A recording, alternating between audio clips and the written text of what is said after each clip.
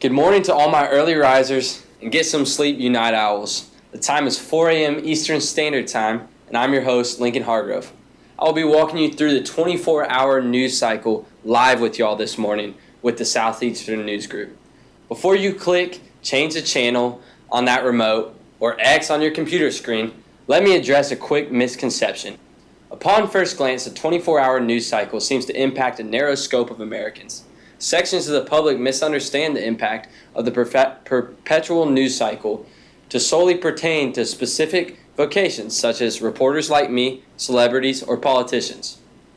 While those occupations physically working for the news cycle are going to be inevitably impacted by the constant news presence in some capacity, so are you. How so? Because it's all around. Notifications, coworkers talking about a headline, or even your neighbor watching a news network as you're taking your dog out for a walk in the morning. As media continues to evolve and instant information becomes an expectation for the public, the 24-hour news cycle seems to be a convenient resource.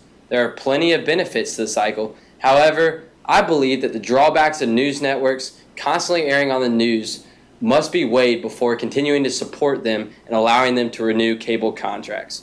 Ultimately, the 24-hour news cycle should not be watched or encouraged any longer due to the natural desire for high ratings and money that television news networks are built on, pressure to break heavy news stories before having any confirmed information, and numerous slow hours and days where analysts appear to divide the country and media even more. When we get back from the break, we'll discuss the issues of accuracy that the news cycle brings about. Welcome back. Today we have breaking news. There's an unending war that nobody is talking about. Alright, sorry, before you guys get too concerned, this is not an armed conflict, not boots on the ground type of war.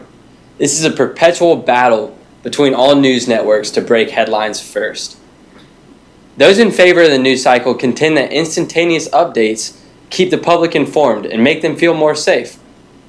While this may be true for some people, it is forgotten how difficult it is for news networks to accidentally headline misinformation to millions of people because of a desire to be instantaneous and fast instead of accurate. A common trap is not considering if they have reputable source for their incoming information. For example, ESPN, the self-proclaimed worldwide leader in sports, recently got fooled by a fake Twitter account that an NFL coach had been fired. After seeing this in the news, they quickly broke the headlines across all of their platforms. The headline was not on the page for more than an hour and a half before the platform realized it was a fake and unverified source and removed it. Although under 90 minutes seems relatively quick to catch the misinformation leak, because of ESPN's wide following, because it's a large worldwide leader in sports, the coach probably received multiple messages from friends, players, and others that work for the Miami Dolphins organizations. In this situation, it is clear that quickly informing the public was valued over accurate information and finding reputable sources. A former managing editor at the New York Times, Soma Golden Bear, recognizes that truth, accuracy, and fairness in reporting take time. The electronic world moves so quickly that there are doubts that it will be able to maintain the essential values that hold it in place, the foundation of the best traditional journalism. In the modern era of media, the New York Times paper now has a website that is constantly being updated with news articles and published on the internet. Ms. Bear, an experienced and tenured editor, has seen the full evolution of media and has observed that rapidly reporting news has unfortunately taken precedent over accuracy. Ultimately, it is virtually impossible to provide fast information with complete accuracy. Like in the restaurant industry, if someone goes to order their food, they expect it to come out of the kitchen exactly how it was ordered, or else it loses its value. If I order a plain cheeseburger, but I get a cheeseburger with lettuce, tomato, onion, pickles, and ketchup, I'm probably just going to throw it away. If someone's at a nice restaurant and they find even a small hair in their meal, their whole meal seems to no longer be edible. No doubt there is a need for speed to make the customer happy in the restaurant industry, but accuracy seems to be more important.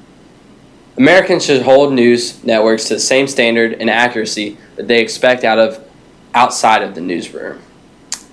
When we get back from a quick break, we'll discuss the business aspect of news networks and the implication that it has on the product that they deliver to the public. At their core, news networks are a business that profit from high ratings and viewer counts, which lead to advertising revenue. Those on the other side may say competition in economics is always beneficial to consumers. The senior economist for the United States government in Washington, D.C. reasons, healthy market competition is fundamental to a well-functioning U.S. economy. Basic economic theory demonstrates that when firms must compete for customers, it leads to lower prices, higher quality of goods and services, greater variety, and more innovation. Therefore, a multitude of news outlets in competition for viewership, leading to higher quality, more accessible, quick, convenient, and innovative news networks. This provides the best possible production to its viewers, the public, the consumers. In reality, the competition makes news networks more likely to try and beat out competition on breaking headlines, as we touched on earlier, and focus on entertainment value. Based on data from the 2016 average cost of a 30-second spot during a prime-time news network, which is going to be about the times of 7 p.m. to 11 p.m., has grown for each news network. Right now, the highest, Fox News, sees $8,286 per 30 seconds of an advertisement during prime time. If advertisement costs close to $10,000 every 30 seconds, imagine the cost of a news network having to run news 24/7. To obtain this amount of money, news networks must keep viewers count high and ratings high to receive lots of money for advertisement during their regularly scheduled programming. According to the data collected by Pew Research Center, Fox News, again the highest, has a total annual revenue of over $2,889,000. This number is continuing to trend upward, exponentially even. The focus has gone away from the original purpose of news. In his book, The Elements of Journalism, Bill Kovacs writes, "News is part of communication that keeps us informed on the changing events, issues, and characters in the world outside. Though it may be interesting or even entertaining, the foremost value of its news as a utility to empower the informed. The purpose of journalism is thus to provide citizens with information they need to make the best possible decision about their lives, their communities, their societies, and their government." Another product of competition is polarization. This, which we will discuss more after the break. Another concern for the 24/7 cycle is the need to fill slow news slots and days with not so newsworthy news, or even biased analysis. In the sports realm, professional and collegiate leagues have an off-season. Teams don't play every day. The top teams in the league rarely compete outside of playoff and championship games. There are days when only insignificant matchups take place, or the lone sporting event of the entire day is a preseason amateur bowling invitational. Similarly, a divisive presidential election only occurs once every 4 years. Pandemics are fortunately pretty rare, and NATO strives to keep peace globally.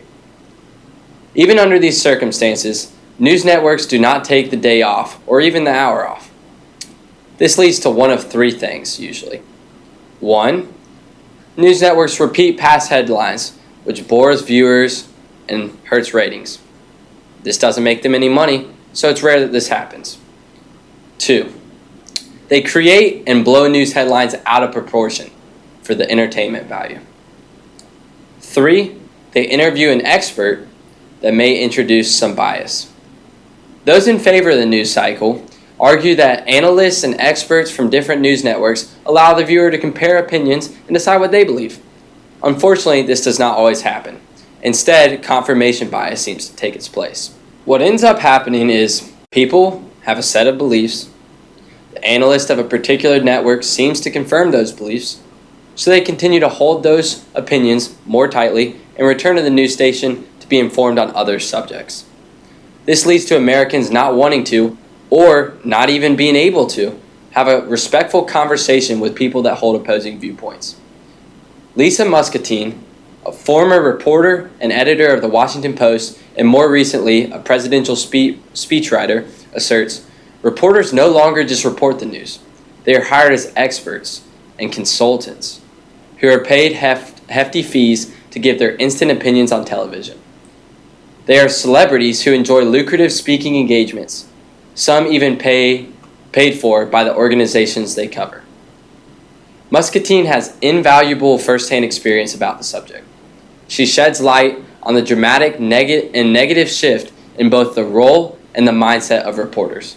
Consequently, they introduce bias and lucrative speaking engagements.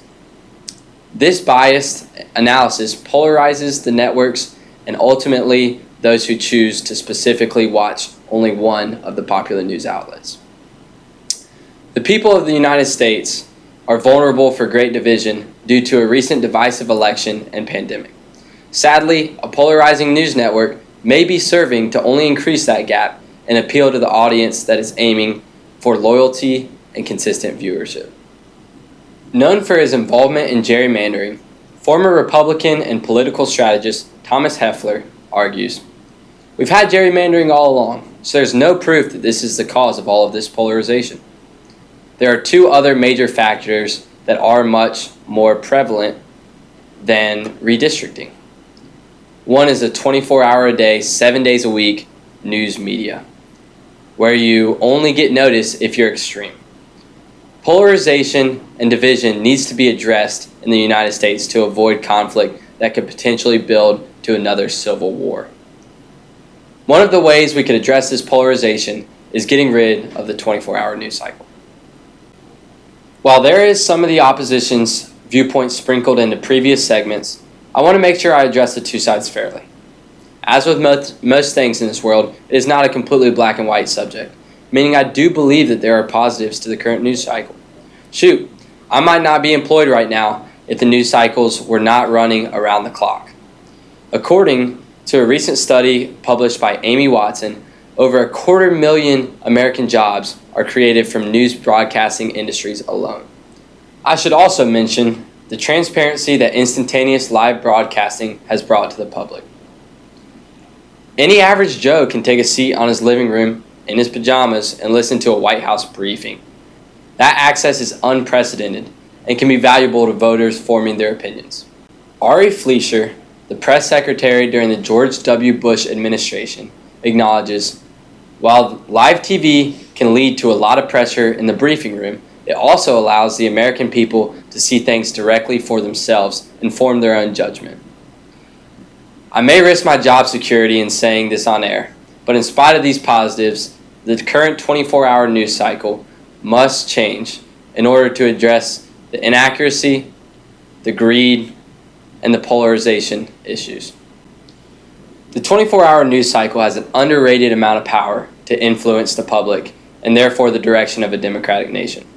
Americans should care about the 24-hour news cycle due to the potential benefits and the drastic consequences that can occur.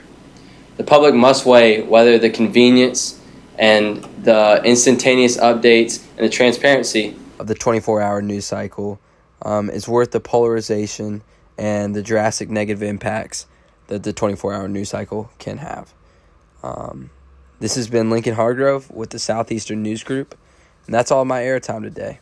But don't worry, this is a 24-hour news cycle, so someone new will be back with you after this short break. Have a good morning.